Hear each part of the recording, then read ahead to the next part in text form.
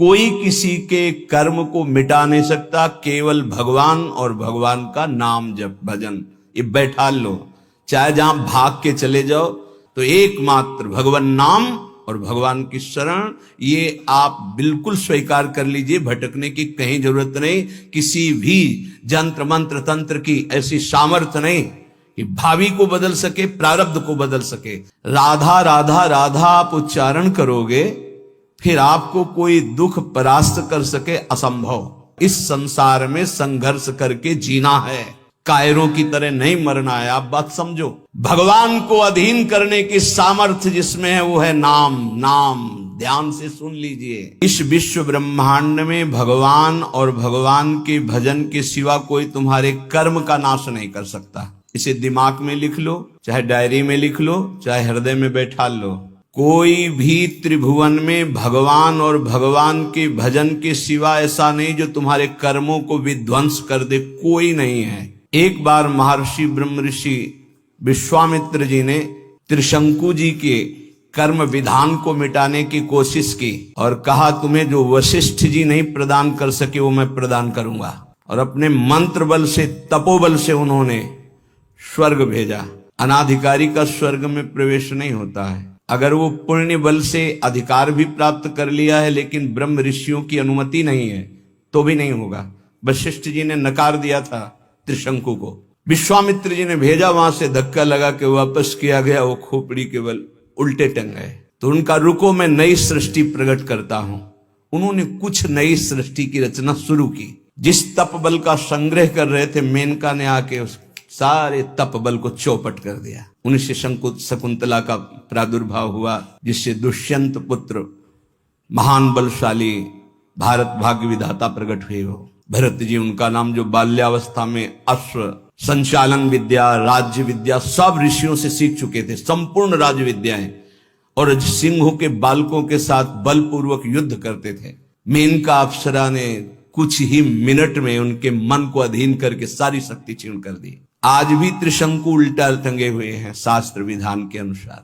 कोई किसी के कर्म को मिटा नहीं सकता, केवल भगवान और भगवान का नाम जप भजन ये बैठा लो। चाहे जहां भाग के चले जाओ, माया के नाटक के सिवा सत्य वस्तु केवल श्री भगवान है। वो खुद अपने श्री मुख से कह रहे मामेव ये प्रपद्यन्ते माया में ताम तरन्ति। इसमें किसी का कोई तर्क काम नहीं करेगा। ऐसा सामर्थ्यशाली कोई नहीं हुआ जैसे भगवान वशिष्ठ हुए, कोई सामर्थ्यशाली नहीं हुआ। ऐसा सामर्थ्यशाली कोई नहीं हुआ जैसे सदानंद जी हुए, जो विदेहराज जनक जी की गुरु पदवी पे विराजमान थे। लेकिन भगवान ने लीला करके दिखाई। दशरथ जी का मरण, भगवान का वनवास जाना, सिया जी का हरण। क्या इन महापुरुषों की कुंडली विचारने में कोई कमी रह गई थी? क्या ये सामर्थ्य में किसी भी तरह कम है? क्या ये रचना को बदल नहीं सकते? तो हमारी रचना को कौन बदल देगा जो हमारे भाग्य में लिखा हुआ है? इस शरीर के बनते समय जो भाग्य में लिख गया, जिस अवस्था में जो कष्ट भोगना है वो पक्का है। अगर कोई कम कर सकता है और मिटा सकता है तो एकमात्र भगवान नाम और भगवान की शरण, ये आप बिल्कुल स्वीकार कर लीजिए। भटकने की कहीं जरूरत नहीं। किसी भी जंत्र मंत्र तंत्र की ऐसी सामर्थ्य नहीं कि भावी को बदल सके, प्रारब्ध को बदल सके। हाँ, हरि हैं ऐसे, तुरत विभीषण पाछे मेला, सन्मुख राम सहयो सोई सेला। भगवान सामने आकर करो सदा तिनके रखवारी, जिमि बालक राखे मातारी। इस पे हमारा कोई तर्क नहीं। वो कर तुम अकर तुम अन्यथा कर तुम है, वो सब कुछ बदल सकते हैं। बस एकमात्र भगवान और उनका भजन। स्वकर्म स्रोतो भी, हरिवंश महाप्रभु कह रहे हैं, हित सजनी स्वरूपा है।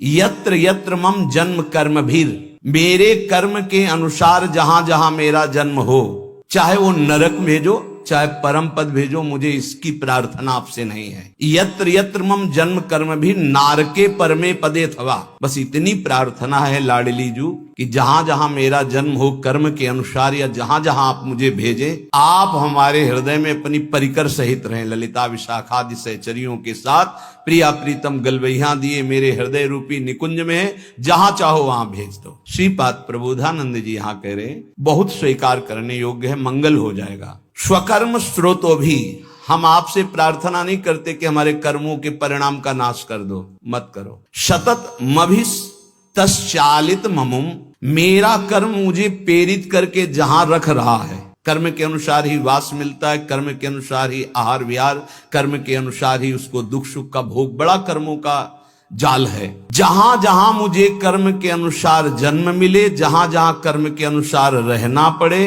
प्रभो जीवम यत्र क्वचिदपि नयात्यंत विवशम, ये जीव कर्म के फंदे में फंसकर विवश हो गया है, उसको भोगना पड़ेगा। अवश्य में भोक्तव्यम कृतम कर्म शुभाशुभ, भाग लो इस जाल से, बच जाओगे। हरि शरणम, भगवान की शरण में हो जाओ तो बचा लेंगे। इस जन्म में जो दुख सुख आवे भोग लो, आगे बिल्कुल निर्विकार परम पदवी के अधिकारी बन जाओगे। ये क्यों में करके वर्तमान के दुख को मिटाने के लिए आप इधर उधर भटकने की कोशिश मत करें। जहां हो वहीं नाम जप करो, फिर आप चमत्कार देखो। भले थोड़ा दुख आवे सह लो, आगे तुम्हारा बड़ा मंगल हो जाएगा।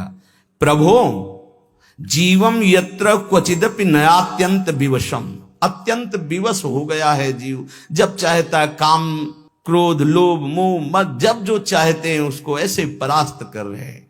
नाथ परंत्वेतान वन में भवत भव दुखार्दित हृदो प्याविश्रांतम वृंदावन पद परि वास्तु रसना। क्या मेरी एक प्रार्थना सुनी जाएगी? ध्यान देना, ये बात ध्यान देने की है। जहां मैं रहूं, भारी दुख पड़े, मैं आपसे प्रार्थना नहीं करता कि मिटा देना, कर्म के अनुसार मुझे भोगने दो, पर एक कृपा कर दो।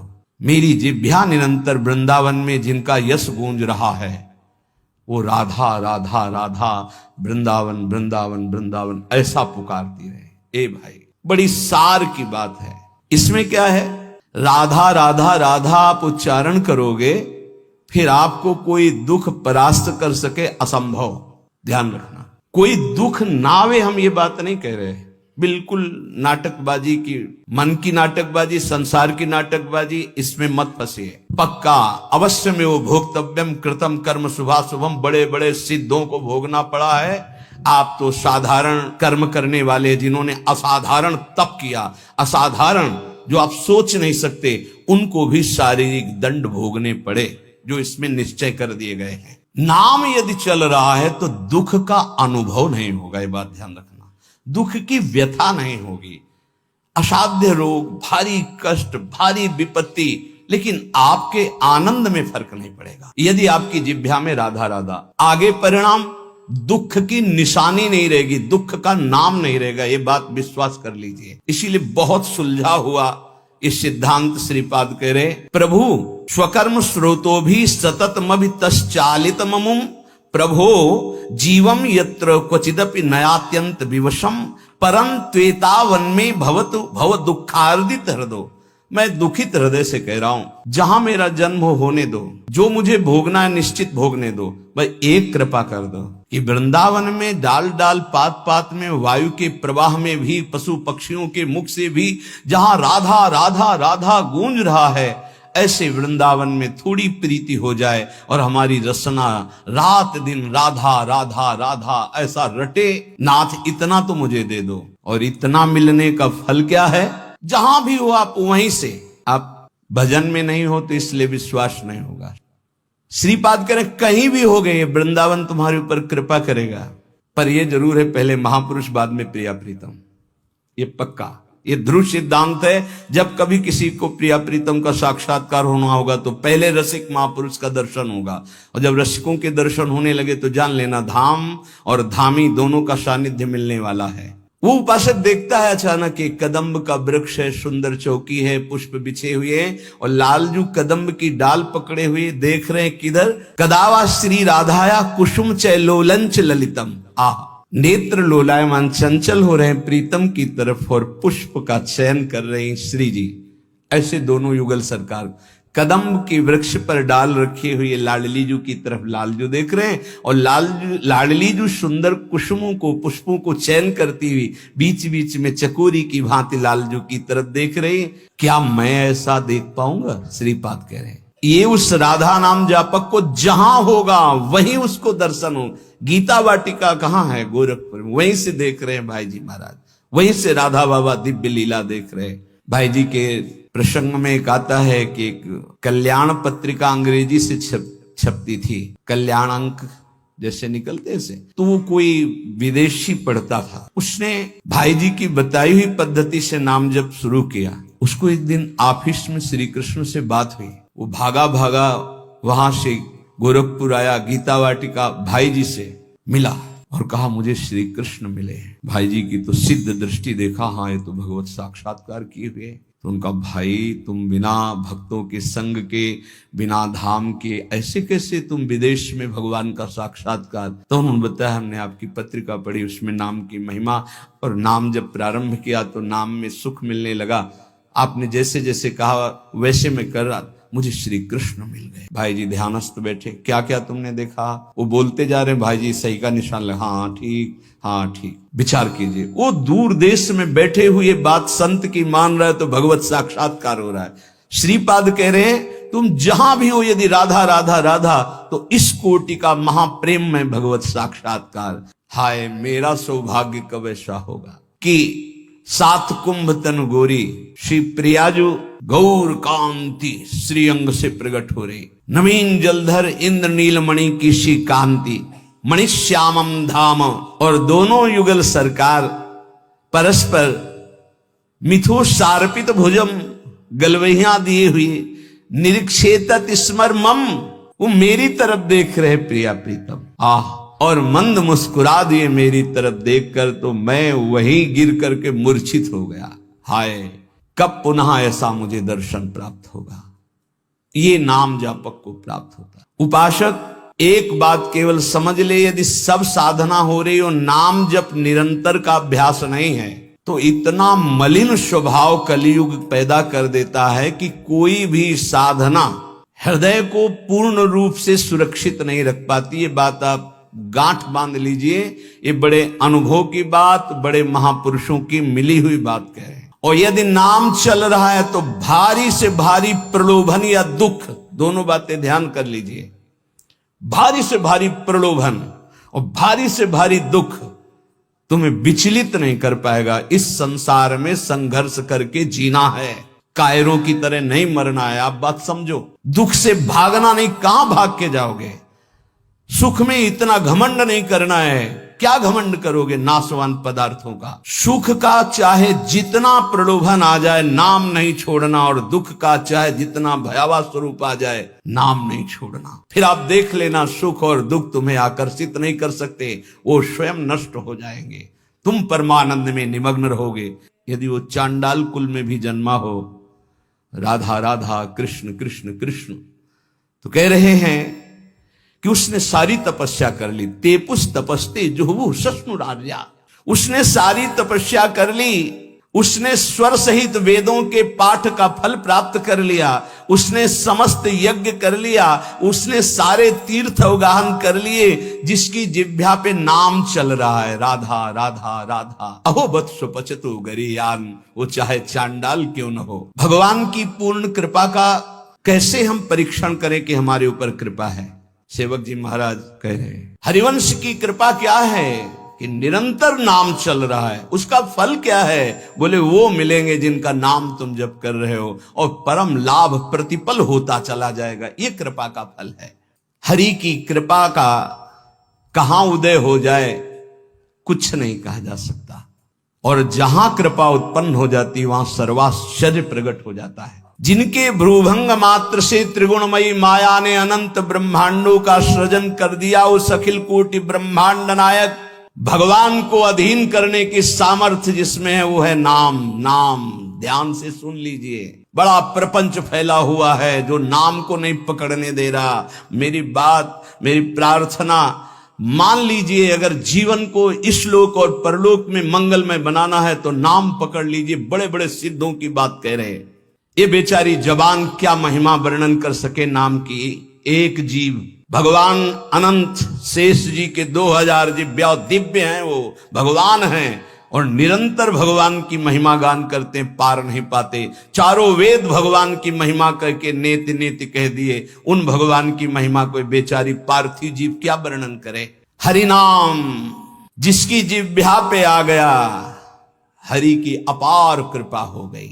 नाम जप से कोई ऐसा कार्य नहीं है जो सिद्ध न किया जाए। बड़े भाग्यशाली हैं जिसकी जिह्वा पे सुमधुर भगवान के नाम जप करने का चस्का लग गया है, उसके लिए संसार में कोई वस्तु ऐसी नहीं, कोई पद ऐसा नहीं जो प्राप्त ना कर सके। एक तरफ एक नाम जप करे, ध्यान से सुनना, एक तरफ यज्ञ करे, बड़े बड़े योग करे, जप करे, तप करे, ध्यान करे, पूजा करे, निष्ठा करे, समाधि, और फिर फल निकाला जाए तो नाम जापक का फल निकलेगा भारी। क्यों? क्योंकि नाम जापक दैन्य होगा, उसको साधन का बल होगा। मैं योगी, मैं तपस्वी, मैं ज्ञानी, मैं याज्ञिक, मैं दानी, मैं विद्वान, और वो तृणादपि सुनीचेन नाम कर देता है दैन्य। अगर ये सब साधन हो रहे हो, नाम में प्रीति नहीं हुई, तो वो लोक लोकांतर जाएगा, तप लोक, जनलोक, महरलोक, ब्रह्मलोक, लेकिन भगवत प्राप्ति नहीं।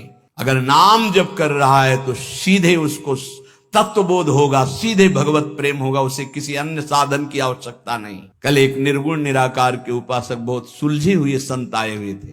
उनका जो भाव था वो तो उन्हीं का भाव था, पर उन्होंने सार बात कही कि जब आपके मुख से नाम महिमा सुनते हैं तो मेरी भी उपासना में नाम का ही महत्व है। तो हमारी बात पुष्ट हुई कि निर्गुण निराकार की प्राप्ति और सगुण साकार की प्राप्ति, दोनों की प्राप्ति, या निर्गुण सगुण ब्रह्म ते न्यारो प्रेम की प्राप्ति, सब नाम में है। जो चाहो प्राप्त कर लो। जितनी भी साधनाएं, सबका अंतिम फल है भगवान की प्राप्ति हो जाना। और भगवान की प्राप्ति होती निरंतर चिंतन से। निरंतर चिंतन में सहज वृत्ति नाम पैदा कर देता है। इसलिए भगवान नाम के समान त्रिभुवन में जितने भी शास्त्र और सिद्धांत हैं, कोई समानता नहीं कर सकता। नाम, जिन जिन बड़े महापुरुषों के वचन पढ़ो, सब में नाम।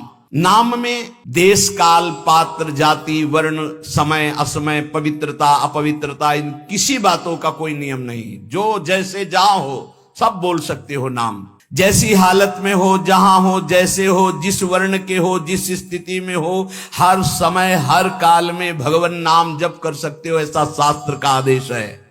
उसके लिए कोई निषेध नहीं कि यहां नाम जप नहीं कर सकते, तुम शौच अवस्था में नाम जप नहीं कर सकते, तुम ऐसे। नाम जप से बड़े से बड़ा पाप और पापी तत्काल पवित्र हो जाते हैं। बड़ा नाम का महत्व है। अत्यंत नीच से नीच पुरुष यदि नाम जपना शुरू कर दे तो सर्व पूज्य हो जाएगा। विश्वास कीजिए, सर्वश्रेष्ठ जगत पावन हो जाएगा। देवर्षि नारद जी कहते हैं सातरति सातरति सा लोकांतारयति। वो स्वयं तर जाता है, स्वयं तर जाता है, लोगों को तार देता है। बुरे से बुरा, गंदा से गंदा आचरण करने वाला परम पवित्र महान भागवत बन जाता है नाम जापक। कल एक उपासक कह रहे थे, पहले तो उन्होंने छल भरे शब्द बोले, फिर स्पष्ट बोलने लगे कि वो जिसकी बात कर रहा हूं मैं ही हूं। कोई ऐसा पाप नहीं, कोई ऐसा गंदा आचरण नहीं जो ना किया हो, लेकिन सत्संग सुना और नाम की महिमा, नाम जप कर रहा हूं। आप बिल्कुल जैसा आप सत्संग में बोलते अक्षरशः धारण करने की कोशिश करता हूं। क्या मेरा उद्धार हो जाएगा? पक्का पक्का हो जाएगा। कह रहे बुरे से बुरा, नीच से नीच भी महान भगवत भक्त बन जाता है। नाम जपत कुष्ठी भलो, चुई चुई गिरे जो चाम। कबीरदास जी। कंचन देह किस काम की, जिहि मुख निकसत नहीं राम। जिसकी जिह्वा से नाम नहीं निकल रहा, चाहे वो जितना बड़ी पदवी में हो, चाहे जितना सुंदर शरीर हो, किस काम का? शरीर रोग ग्रसित है, वो राम कृष्ण हरि जप रहा है, वो जगत मंगल करने वाला है। असंभव को भी संभव कर दे, उसका नाम विश्वास है। विश्वास के सामने कुछ नहीं होता। विश्वास सबसे बड़ी चीज होती है। मीरा जी के कान में बताया, उनकी सखी थी जो दास्ता में रहती थी, उन्होंने कहा पीना मत, ये गिरधर का चरणामृत कह के आपको दिया गया चरणामृत नहीं है, हलाहल विष है। तो उनका बावरी, कहा है गिरधर का चरणामृत, वचन से कहा है, तो मैं स्वीकार करती हूं मेरे गिरधर का चरणामृत। जय गिरधर गोपाल। पूरा हलाहल विष पी गई, पूरी रात कीर्तन करती रही, कहीं कुछ नहीं, एक बार भी मूर्छा नहीं आई। और जब विक्रम राणा ने सुना कि हलाहल विष पिया, तो पिलाने वाली जो दासियां गई थी, उन्होंने कहा सरकार सामने पिया है। तो उनका इस वैद्य ने गड़बड़ी कर दी, बुलाओ इस वैद्य को जिसने जहर बनाया था। वो तो राज शासन। हाँ हुजूर। बोले लाओ कटोरा लाओ। कटोरा लाए। बोले धो इसको, पिलाओ इसको। बोले सरकार मर जाऊंगा। इतना हलाहल विष है कि 50 लोग कटोरा धो के पिलाने पे मर सकते हैं। तो उनका मीरा नहीं मरी, पूरा जहर पीकर तू कैसे मर जाएगा? तूने जहर बनाया ही नहीं। तो उनका सरकार पिला दोगे तो मर जाएंगे। धो के पिलाया, जब जे ही जबान में पिया फड़क फड़क करके मर गया। इतना धोने वाले उसमें विष था, तो हलाहल विष, कोई असर मीरा जी के ऊपर नहीं हुआ। क्यों? विश्वास, गिरधर का चरणामृत विश्वास। तो नामदेव जी ने भगवान का जो अर्चावतार पाषाण का हित था, दूध का कटोरा ऐसे पिलाया, बात करते थे भगवान। विश्वास। धन्ना भगत के खेत में बिना बोए फसल तैयार हो गई। कैसे? कोई कैसे मान सकता है? आप खेत बोया नहीं गया और खेत बोले क्या गप मार रहे हैं। गेहूं का समय था तो बोने के लिए गए खेत में, तो बाजरा, गेहूं, ज्वार ये सब बोए जाते। वहां देखा कि संत मंडली जा रही थी, देखते ही दौड़ के गए, प्रणाम किया, महाराज सब संत, नवीन अवस्था है धन्ना की। हाँ बेटा, अब यहाँ कुछ होता तो आपको पवा, अगर आप कुछ मिनट बैठो तो मैं बीज बोने के लिए जो अन्न लाया हूं इसको बाजार से बेचकर कुछ मीठा लाता हूं, आप सबको पवाता हूं। तो बोले जय श्री राम जी की इच्छा। सब बैठ गए कीर्तन करने लगे, गए बाजार से बेच करके आए, पवा दिया। अब पवा तो दिया, घर में पूछा जाएगा कि खेती बोया है, तो उन्होंने खेती को ऐसे ही जोत कर पहटा लगा दिया और घर बोआ है। हाँ बो, एक दाना नहीं बोया, वो बाजार में बेचकर संतों को पवा दिया। विचार किया कि जब ये होगा कि खेत नहीं जगह तो कह देंगे बीज ठीक नहीं था, वो जगह ही नहीं, तो खेत ही में नहीं गए। 10-15 दिन बाद एक आदमी आया बगल वाला और बोला कैसी तुमने उसमें पावर लगाया है, खाद डाली कि एकदम हम लोगों के ऐसे खेत नहीं जगे जैसे तुम्हारा जगह है। बोले मजाक मत करो। बोले पक्का देखो तो जाके। देखा तो उन्होंने कहा हमने तो संतों के उदर में बोया था, खेत में कहां से जग गया। इसके बाद जो फसल पैदा हुई, ये कर तुम अन्यथा कर तुम भगवान की बात। धन्ना भगत के यहां बिना बोए खेत उपजना और श्री रैदास जी के लिए सिंहासन से उठकर गोदी में आ जाना। काशी के विद्वानों ने, ब्राह्मणों ने निषेध किया कि रैदास जी को ठाकुर जी की सेवा का अधिकार नहीं, रविदास जी को। वो परम पूज्य महाभागवत श्री रविदास जी, बादशाह ने बुलाया, कहा ब्राह्मण लोग कह रहे हैं कि तुम्हें अधिकार नहीं सेवा का, तुम अगर अनाधिकारी सेवा करेगा तो अकाल पड़ जाएगा। तो उनका ऐसा तो नहीं, ठाकुर जी तो सबके, हमारे ठाकुर जी स्वयं प्रसन्न होकर हमसे सेवा लेते हैं। तो उनका तुम्हारी भावना नहीं चलेगी। विद्वान लोग बैठे थे, तो उनका फिर आप ये स्वीकार करें कि ठाकुर जी अगर हमसे सेवा कराना चाहते हैं तो फिर आप क्या कर सकते हैं। बोले ऐसा हो ही नहीं सकता। तो उनका वहां सिंहासन रख दो और आप बुलाओ वैदिक मंत्र से, और हम बुलाएंगे अपने ठाकुर जी को। अगर वो आ जाते हैं गोद में तो मान लें, तुम्हारे पास आ जाते हैं तो आज से सेवा बंद, और हमारे पास आ जाते हैं तो हमारे ठाकुर जी सेवा पक्का। बादशाह ने कहा हाँ ऐसा कैसे हो सकता है, मूर्ति कैसे चल सकती है। तो सभा में बहुत दूर ठाकुर जी विराज, और शुरू किए मंत्र पढ़ना हुआ। तो ठाकुर जी भाववश्य भगवान, ठाकुर जी की तरफ देखा और भाव में भर करके जेवी ऐसे किया तो जैसे छोटा बच्चा दौड़ के आ जाए, ऐसे ठाकुर जी सिंहासन से दौड़ के आए और श्री रविदास जी के गले लग गए। ब्राह्मणों ने फिर कहा ये इन्हीं के ठाकुर हैं, इसलिए कोई तंत्र मंत्र कर दिया, हम अपने ठाकुर विराजमान। बोले विराजमान करो। फिर भी वैसे ही हुआ। तो कह रहे हैं विश्वास का प्रभाव देखो, रैदास जी के लिए स्वयं मूर्ति दौड़ कर चल करके आई और गले लग गई। विश्वास करके देखो, उस भोले ब्राह्मण के लिए वृंदावन से गोपाल जी साक्षी देने विवाह की जा रहे हैं। सुना है ना चरित्र। क्योंकि फिर हरिदास जी के चरित्र में बाधा पड़ी। एक ब्राह्मण बूढ़ा था और धनी मानी था, 4 लड़के थे, एक लड़की थी। अपने लड़कों से कहा कि हम तीर्थ यात्रा जाते हैं, 3 में 4 में से एक चलो, सहयोग करो। तो उन्होंने कहा तुम्हें तीर्थ जाना, जाओ, हमारे पास समय नहीं। और विचार कर रहे थे कि बूढ़ा आदमी तीर्थ कैसे जाऊं। तो पड़ोस का एक गरीब ब्राह्मण का जवान बालक था, वो आया, उसने कहा काहे को सोच रहे हो, क्या बात सोच रहे हो। बोले हम तीर्थ यात्रा करना चाहते हैं। बोले तीर्थ यात्रा तो बहुत बढ़िया बात है भाई, जिसके पास धन है वही कर सकता है, हम कहां से कर सकते हैं। बोले चलो अगर हमारा साथ दे दो तो खान पान का सब खर्चा हम देखेंगे और तीर्थ यात्रा दोनों कर आते। बोले बहुत बढ़िया बात है। वो सोचा कि इनके सारे हमारा भी तीर्थ यात्रा हो जाएगा। वो जवान गरीब ब्राह्मण बोला। अब वो पूरे तीर्थों में घुमाते हुए जब वृंदावन आए तो बीमार हो गया, तो बहुत सेवा की, बड़ा हृदय प्रसन्न हुआ उस धनी ब्राह्मण का, बूढ़े का। और गोपाल जी के मंदिर में कहा भगवान को साक्षी करके कहते हैं कि एक बेटी है, मैं तुम्हें अपनी बेटी का पाणी ग्रहण संस्कार तुम्हारे साथ करूंगा। बोले ताऊ देखो झूठ मत बोलना, वैसे तो हमारी कोई इच्छा नहीं थी, अब तुम कह दिए तो हमारी भी मन में ब्याह की इच्छा आ गई। भगवान के सामने कह रहे हो, घर में जाके बदल मत जाना, क्योंकि मैं गरीब आदमी हूं, तुम बड़े आदमी हो। अरे उन्होंने कहा हम जब भगवान के सामने कह रहे तुम्हें क्या चिंता है। सब तीर्थ करके वापस गए। 4 महीना 5 महीना हो गए, ताऊ जी कोई चर्चा ही नहीं की। तो वो घर गए, वो कहा प्रणाम। वो ब्याह वाली बात, उनके लड़कों ने धक्का लगाया, बस अपने को देखता है तो हमारी बहन के ब्याह लग बाहर कर दे। बूढ़े से कहा भगवान के सामने साक्षी तुमने कहा था तुम्हें यह, तो बूढ़ा बजी कहता हमें कुछ याद नहीं कि हमने कुछ कहा है। वो पंचायत बैठा ली, पहले गांव में पंच लोग न्याय करते थे, तो उन्होंने कहा ठाकुर जी के सामने इन्होंने कहा कि हम अपनी बेटी का ब्याह करेंगे। लड़कों ने बूढ़े को सिखा दिया था, कह देना कि अगर ठाकुर जी आके साक्षी दे दे तो हम ब्याह कर देंगे। तो उसने कहा देखो हमें तो याद नहीं, अगर ठाकुर जी तुम्हारे यहाँ आकर के उड़ीसा प्रांत में आकर कह दे गांव में कि हाँ हमने कहा था तो हम बेटी का ब्याह कर देंगे। सोचते थे मूर्ति चल के कहां से आएगी, लेकिन विश्वास। अब उसने इनकिन प्रकार जो कुछ संपत्ति थी 1500 रुपए बांधे और वृंदावन आए, क्योंकि जानते थे वृंदावन के ठाकुर को खान पान। गोपाल जी का दर्शन किया, कहा महाराज याद है तुम्हारे सामने वो बूढ़ा ब्राह्मण कहा था हमारा ब्याह का मामला है, साक्षी आप हो। भगवान कुछ नहीं होता। अब समय से यहां तो शयन होता है, ठाकुर जी का शयन हो गया, सब चले गए, मंदिर के बाहर बैठ के आवाज लगा रहे सुनो आप ही की साक्षी से हमारा ब्याह होगा। अब सब चले गए थे, रात्रि का समय। ठाकुर जी ने अंदर से कहा मूर्ति कहीं जाके गवाही देगी?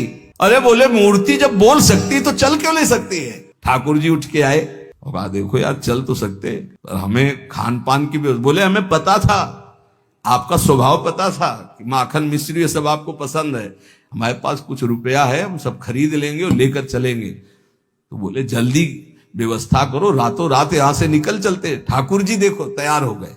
बोले चलोगे तुम, हमारे साथ चलना है आपको, तो आगे आगे चलोगे कि पीछे चलोगे? ठाकुर जी ने कहा आगे तो तुम्हें चलना पड़ेगा, पीछे हम चलेंगे। बोले ना आए तो कैसे पता चलेगा आप आ रहे हो? बोले हमारे नूपुरों की ध्वनि सुनाई देगी, पर एक बात है अगर पीछे मुड़ के देख लिया जहां से वहां से हम नहीं जाएंगे।